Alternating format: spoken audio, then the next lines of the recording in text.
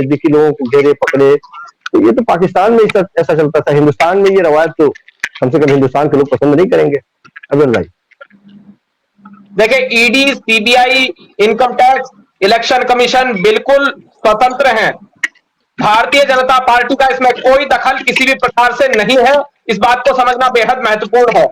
और जो व्यक्ति संविधान का जानकार है, कानून का जानकार है, मैं समझता हूं वो इस प्रकार से बेबुनियाद आरोप भारतीय जनता पार्टी के ऊपर कम से कम नहीं लगाएगा। क्योंकि जिस प्रकार से कुछ लोग आरोप लगा रहे हैं कि जेल में ठोस दिया, जेल में भेज दिया, तो जेल में हम नहीं भेजते हैं, जेल में कोर्ट भेजती है, जेल में भाजपा नहीं भेजती है।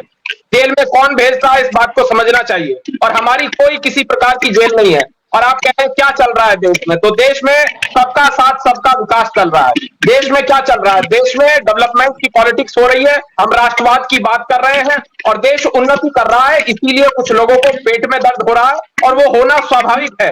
जिन लोगों ने 60 वर्षों तक लूटा है इस देश को, तो उन्हें पेट में दर्द तो निश्चित रूप से होगा। 60 वर्षों का जो लूटा हुआ धन है वो मोदी जी निकाल रहे हैं इनके घरों से, इनके बिस्तर से, इनके तकिए के नीचे से, इनकी अलमारी से। जिस प्रकार से गड्डियां बरामद हो रही हैं वो सब देख रहे हैं। मीडिया के कैमरे वो उस बात को स्पष्ट तौर पर दिखा रहे हैं किस तरीके से धीरज साहू के घर से नोटों की गड्डियां बरामद हुई। धीरज साहू के विषय पर लेकिन ये कुछ नहीं बोलेंगे, ये उस विषय पर कुछ नहीं बोलेंगे जब ये कहते हैं अनडिक्लेयर्ड इमरजेंसी। तो वास्तव में जब इन्होंने इमरजेंसी लगाई थी उस समय हजारों लोगों को जेल में भेजा गया था, उस विषय पर कभी कुछ नहीं बोलेंगे। मैं हजारों बार इनसे प्रश्न पूछ चुका हूं लेकिन ये नहीं बोलेंगे। ये बौखलाए हुए लोग हैं, जनता इन्हें जानती है और जनता के सामने सब कुछ खुली किताब के रूप में है मोदी जी का कार्य। और मोदी जी का कार्य बोलता है, जमीनी स्तर पर हमने कार्य किया है, जिन्हें हमने सुविधाएं मुहैया कराई हैं, हमने हाईवेज बनवाए हैं, एजुकेशनल इंस्टीट्यूशंस बनवाए हैं, आईआईटी बनवाए हैं, आईआईएम्स बनवाए हैं, यूनिवर्सिटीज बनवाई हैं, कॉलेजेस बनवाए हैं।